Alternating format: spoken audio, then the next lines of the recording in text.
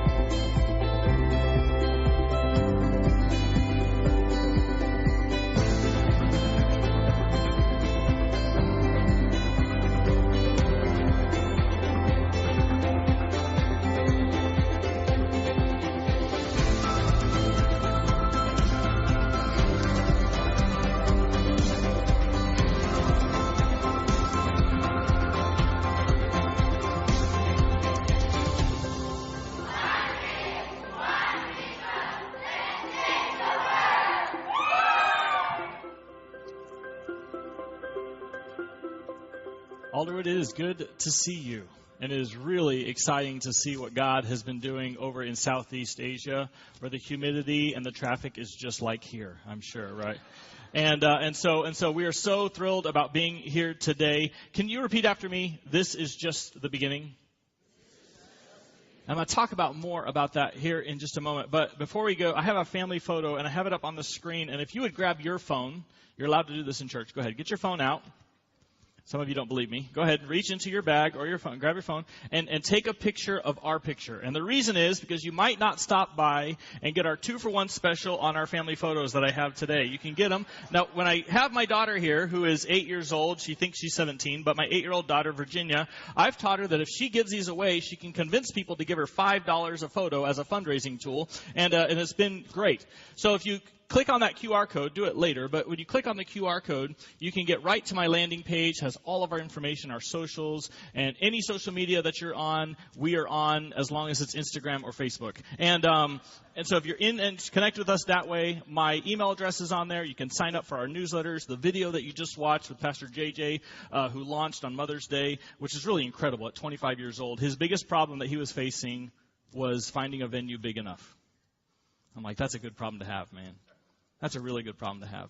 But we love to stay directly connected with you. So my personal cell phone number is on there as well. Please text me.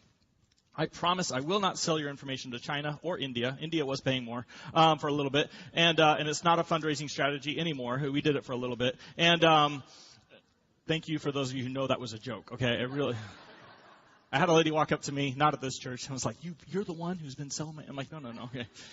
Did not be doing... That wasn't me. That was Pastor Steve. And... But stay connected with us. I love the direct connect. And if you have my number and if I have yours, we've probably been texting. And I'll be texting you from Cambodia, from Phnom Penh, or from Bangkok, or from Metro Manila, Philippines, talking about what is actively happening live on the field. As your church has been moving through Ephesians, and I've been watching you online. By the way, you guys look great in camera. You're going through Ephesians. And this part of Ephesians is talking about new life. The first part was talking about what we need to know. And now Paul transitions from information to transformation on what we really should do. And the biggest part, the biggest takeaway is new life. And how Paul walks us through how we ought to have a new life. And so I'm going to go through the passage just briefly, that what was read earlier, and some highlights that really stood out. The biggest one comes from verses 17 through 19. Chapter 4, 17 through 19.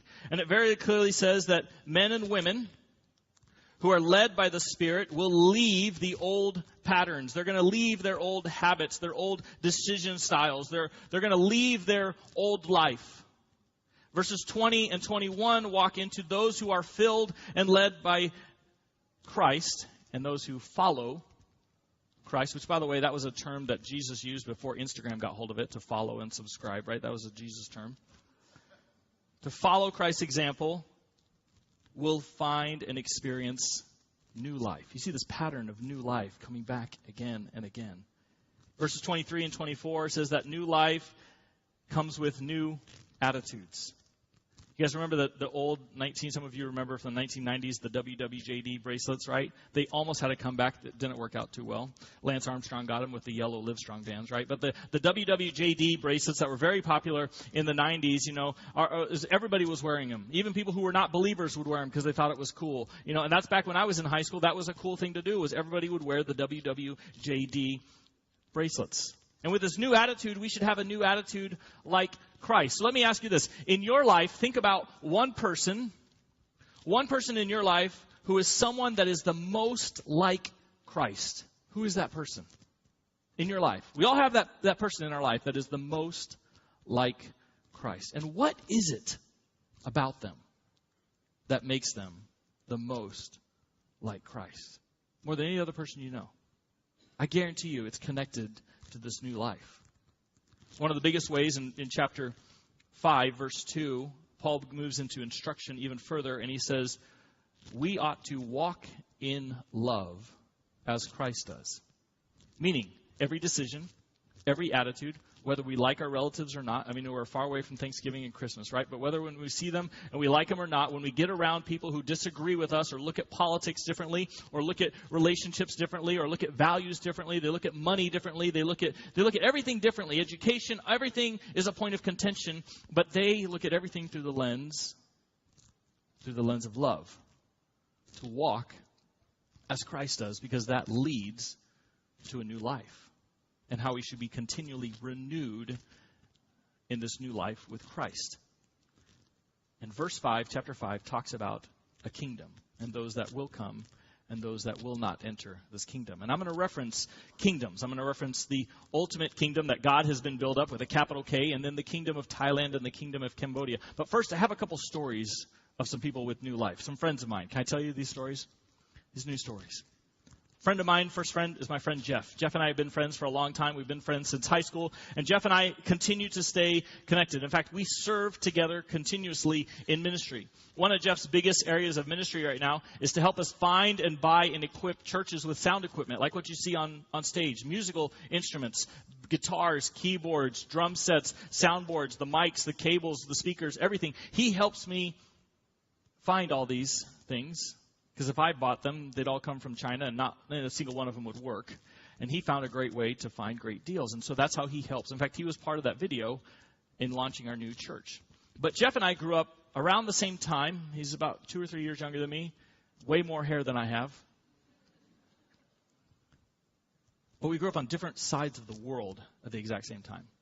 I grew up in a pastor's home as a missionary kid. I'm third-generation missionary. My wife grew up as a missionary kid, born and raised in South Korea. I grew up in the Philippines. My dad grew up in the Philippines. My grandfather moved from Iowa, the middle of a farm town, to the Philippines. He took a boat in 1965 and made it to Manila Bay and started his ministry. And so we've been building generations after generations of the gospel moving forward. And Jeff did not come from this background. Jeff came from a split home. His parents were totally disconnected from each other, and he connected deeply and found hope and purpose in a gang. And so he was running drugs, he was doing deals, he was hooked on alcohol on a deep and destructive level, and he was a fighter. He was the brutalest guy on his team. And our ministry has a deep feeling and belief that we will go after the hardest people in the hardest places. In fact, we regularly say, give us the hard people. Give us the hard places. Give the easy stuff to other people, but give us the hardest people, the hardest places to go. And so we went to this one area called Mandaluyong City, and it was riddled with gangs. There was gangs everywhere on a regular basis, rival gangs. And so we said, hey, we're going to go there. That sounds like a lot of fun. And so we started going into this area, and we started inviting these teenagers to come be part of what we were doing. And one of our camps is an evangelistic camp, a camp that is unlike any camp you've probably ever been to before. It's not church camp. We go and we captivate the attention, the short attention span of these teenagers with everything. Lights, sound. I mean, yes, we have the fog machines and the pyrotechnics and the band that's going to do it, creative drama, and a speaker that will just captivate and creatively present the gospel in a way that a teenager would be interested in. And Jeff heard that. And he came forward and went off to the side and sat with a counselor. And Jesus never let go. Changed his life forever. Well, he started being discipled by one of our pastors, Pastor JR. Now, Pastor JR and I have known each other since I was a young boy. And Pastor JR and I used to play in the same band together in church. And both of us would plug into, some of you might not reach this level, but both of us plugged into a karaoke machine that was a double tape deck karaoke machine with 2 inputs, 50 watts. That's this big. We blew that speaker out in like 3 Sundays. I had the bass guitar, he had the keyboard, and the karaoke machine had no chance. And we served together. And Pastor JR started discipling Jeff, walking him closer and closer to Christ, understanding what this new life was going to look like, understanding that he had to leave these old habits and these old thought processes and the old systems and ways of thinking and the ways of reacting to situations. And they were working on some sound equipment for camp one afternoon, and it turned into the evening, and about 11:30 at night, Jeff finally said, I've had enough, I got to go home. Pastor JR said, no problem. Jeff got on his little scooter, and we drive these 125cc scooters everywhere. Nothing like a Harley. It's like it takes 13 of these to make one Harley. And so he's driving this little scooter home. He's 2 blocks from home, comes to a complete stop at a red light, which is a miracle in itself, and completely stops at a red light. Someone comes up behind him, and he hears these words, don't move. And he felt something press up against his neck. So he didn't move. And the other hand came around and ripped off his silver chain necklace, and the kid bolted. Now, in Metro Manila, it's 26 million people, a lot like Linwood. 26 million people in our city. At midnight, there's still millions of people milling around the city, and the boy just disappeared into the crowd. Jeff went bolting home, gets home, starts going through all of his stuff, and he had left this old life, and he was starting this new life, but he still had his old weapons. And he knew where they were. So he's scrummaging through his house, making a ruckus. His mom wakes up, and in true Filipino fashion, sees her son and says, have you eaten? He's like, no, Mom, I'm not going to hungry right now. I'm trying to get something. I got to take care of some stuff. And she gets him to calm down, pulls his shirt back a little bit, and realizes he's bleeding. He'd gotten poked. Patches him up. Jeff calms down, doesn't go hunting for the guy. 3 days later, Jeff gets a phone call.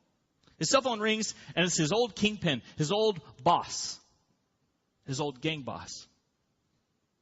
He said, hey, Jeff, I heard what happened. Jeff said, yeah, I knew you would. He said, because, Pastor Luke, in my neighborhood, for several blocks around, you could stand at the end of my street and yell our last name, Labutap, and all my kin would start milling out of their house. He said, we weren't all into gangs or anything like that, but that was my turf. That's where we lived. The running joke in the Philippines is there's no serial killers in the Philippines because Filipinos are such gossips, you'd never get away with it. And it proved true because the kingpin called Jeff and said, Jeff, we got the kid, and this is what happened. He said, 3 nights ago, we were out drinking. And we were running out of alcohol, and so one of my young runners went out and was going to make a name for himself, went out and found a way to get more alcohol. The kid's poor, doesn't have any money, so the only way he knew how to make money was to steal, and he stole from you. Bad decision. He didn't know who you were or where you came from or the fact that you were one of us previously. He said, so we kind of took care of it, and we have him at the house. Jeff said, I'll be there in 3 minutes.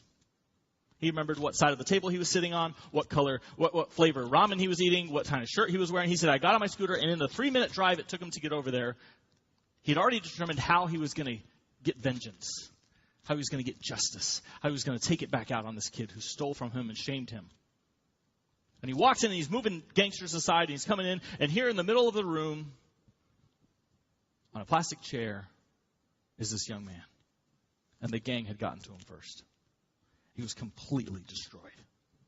One eye swollen, completely shut. The other one almost completely so you could see a little glimmer in his other eye, and his nose was hit so hard it was crooked. Jeff said if I touched him, he was going to die. And the kingpin turned to Jeff, and he said, Jeff, he's all yours, man. You can finish him. We can finish him, or we can turn him into the cops. It's totally up to you. At this point, Jeff is in shock. No longer wants justice, no longer wants vengeance, and says, I'm going to need a little time. He said, he's not going anywhere. Don't worry about it. Goes back to Pastor JR. Pastor JR says, so what are you going to do? Jeff said, I don't know. That's why I came to you. He said, well, if you turn him into the cops, what happens? He said, downward spiral. Nothing gets better in his life. Angrier and angrier, probably more and more violent. Not angry at me necessarily, not angry at our gang. This is family. He said, but things are not going to get any better. He probably comes from a broken family already. And then JR asked him this question. He said, what if you shared the gospel with him? What would that look like? Jeff, you came from this background. You kind of know what's going on. Jeff said, I had no thought about that. That's why I came to you, my discipler. Jeff went back, met with the kingpin, said, can I have him for the next 8 to 10 weeks? He said, no problem. You understand that? And the kid went, yeah.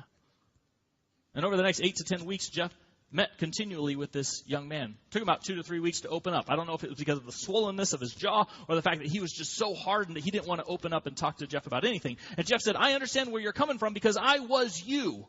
I was you. I was walking in your shoes. I know exactly your way of life. This is what I used to do. And over the next several weeks, Jeff led him closer and closer to Christ. And this young man said yes to Jesus. You fast forward 3 years. Jeff had moved out of that area, had fallen in love, gotten married, moved to a different part of the city, and was walking through one of our malls. And if you've been to Manila, our malls are huge. They're 5 stories tall. They have ice skating rinks. We have movie theaters. We have grocery stores. We got the whole 9 in this one mall. And we have malls everywhere. And so there's thousands and tens of thousands of people walking through our malls. Your malls are ready for an upgrade. Ours are ready for an upgrade, too. You know, we're going to go to 10 stories from 5. And so Jeff's walking through this mall with his wife, and someone ran up to him, grabbed him by the arm, and he heard the same words that sent a chill down his spine. Don't move. But this time it was, don't move. And Jeff looked over his shoulder to see the young man that was holding his arm was the same young man as before because his nose was still crooked. It never healed straight. He said, please, go ahead, Jeff. Don't move. I'll be right back. Jeff said, okay, no problem. The guy runs off. 2 minutes later comes running back with his wife and baby in tow. Jeff said, just by talking to him. He said, just by talking to him, I could tell that his life, he said his life was in order. I could tell by the way he carried himself, by the way he talked to his wife, the way he treated his baby. He said his life was made new.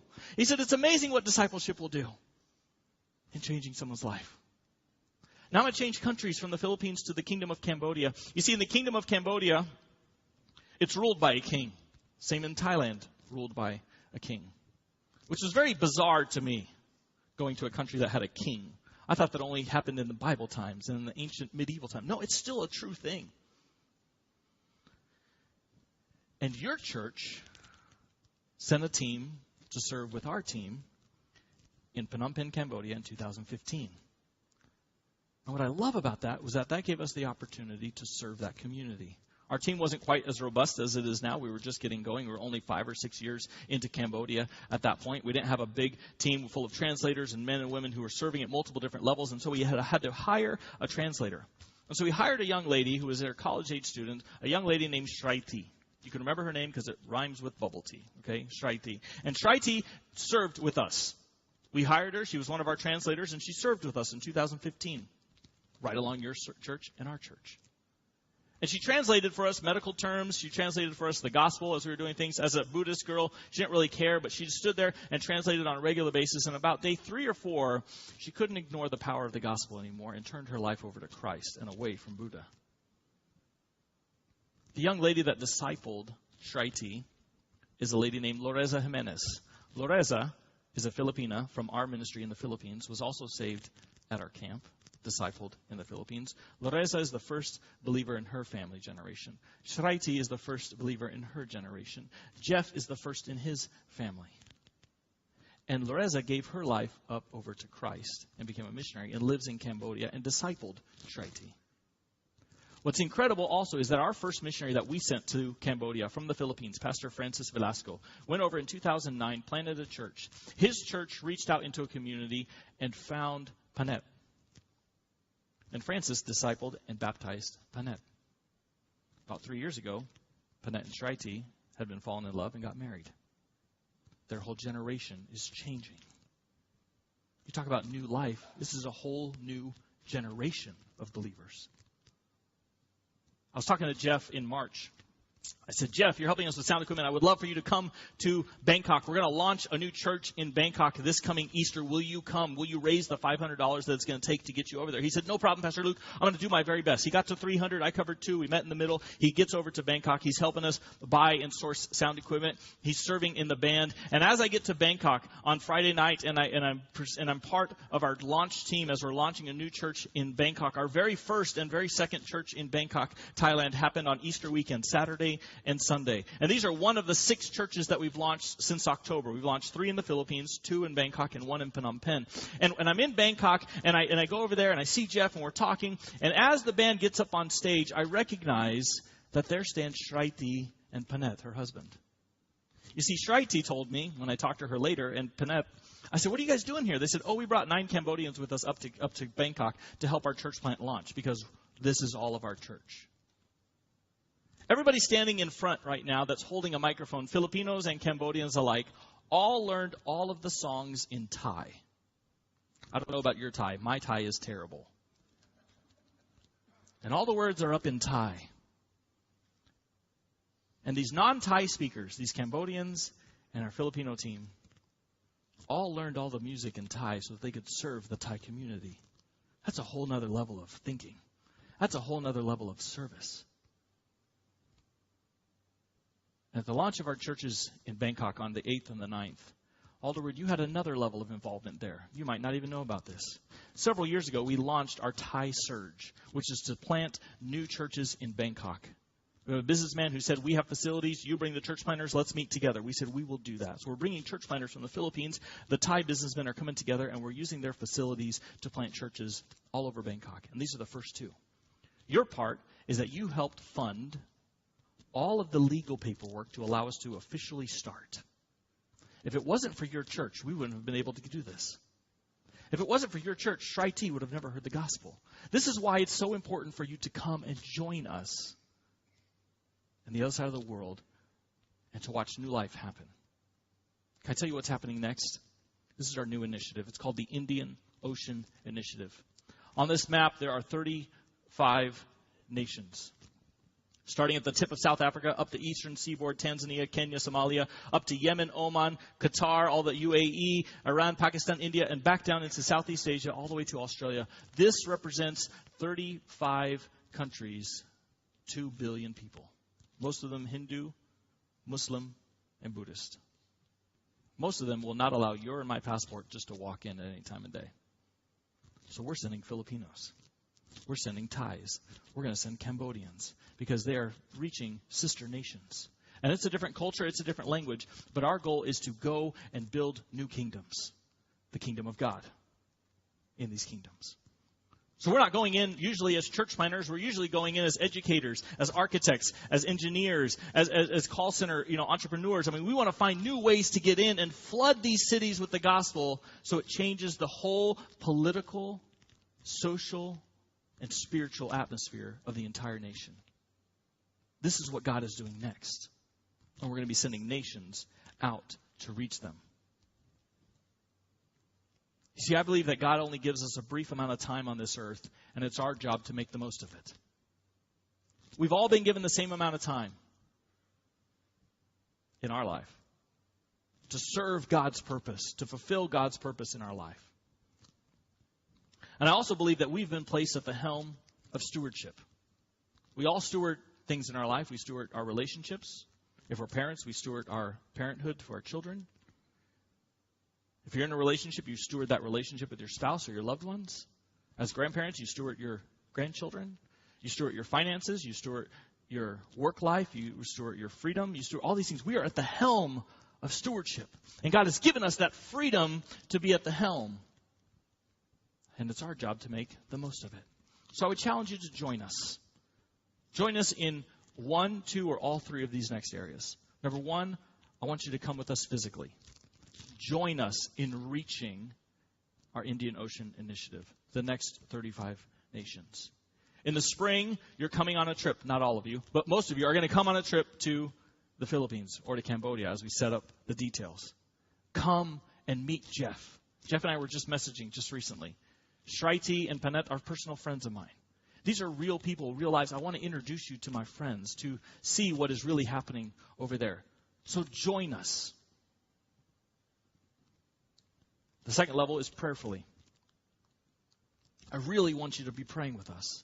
Now, this is the way that I try to remember, because I always want to be praying for my missionaries. Our family supports missionary families. Our family sends money directly to our church. We give generously. We also give to our missions offering as well. And we do this, but we also pray continuously. And one of the ways that I do that is I set an alarm on my phone. And if you would set an alarm that would just go off every single week at maybe one of these different times, Tuesdays at 2, Thursdays at 3, Fridays at 4, Saturdays at 7, nothing rhymes with Sunday. So we're going to do those 4 days. And when that alarm goes off, pause and pray. Pray for Kelly and I and our 3 kids, Scott, Everett, and Virginia. Pray for Shraiti and Paneth and their marriage. Pray for Jeff and his marriage. Pray for the ministry that God just continues to put before us. This is one of those things where I can't believe I get to do this. I love to do what I get to do. And to develop and to mentor and to pastor and to create a whole other generation of believers that will reach the next generation and the next generation. And so pray with us. The third part is to consider partnering with us financially. Physically, prayerfully, and financially. I don't know about you and your family, but and my wife and I have started setting our giving goals. We started setting goals to give a certain amount every single year, and every single year it's beyond our capacity, and every single year God fills the gap. He always does. Have you noticed how God hasn't left you hanging? Isn't that incredible to think of? I mean, a lot of us worry about money and we get stressed about these things, but God has not left us or you or me hanging. So consider partnering. As you set your giving goals, keep us in mind. As you set your giving goals, I would challenge you to give to your church in ways that you've never given before and watch God move. It takes us $7,500 to set up an entire church with all the sound equipment. All the sound equipment, all the musical instruments, everything. We can set up a whole church. I'm trying to get 10 more sets. Because not only have we launched 6 churches in the past 9 months, I have another 5 in the hopper that are ready to go.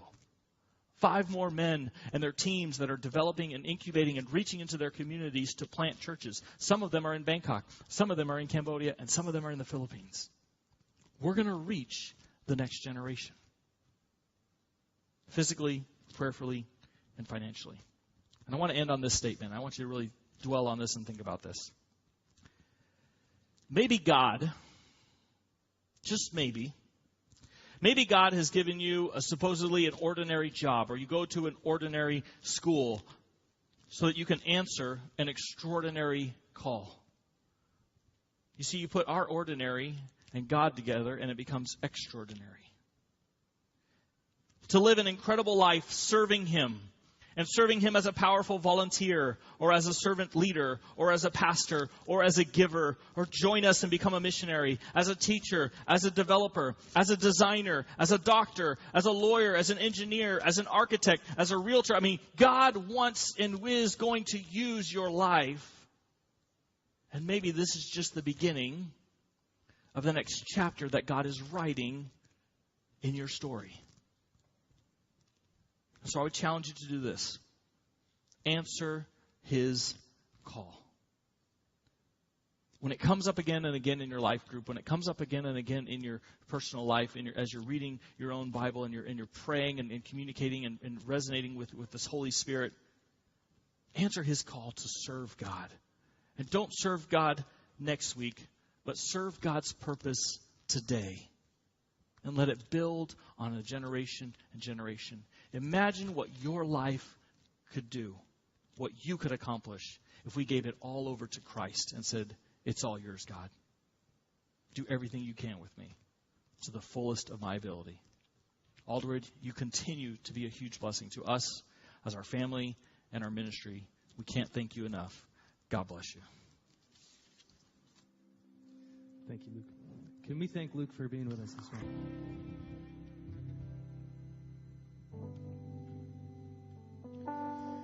Can we just linger in the Lord's presence for a moment longer? You know, we often quote Paul's words in 1 Corinthians, on the night he was betrayed. And I just want you to go back with me in your imagination to that moment as the disciples sat around the table and Jesus locked eyes with each one of them.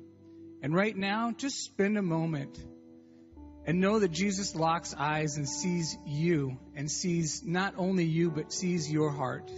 What is Jesus saying to you right now? Let's just linger for a moment.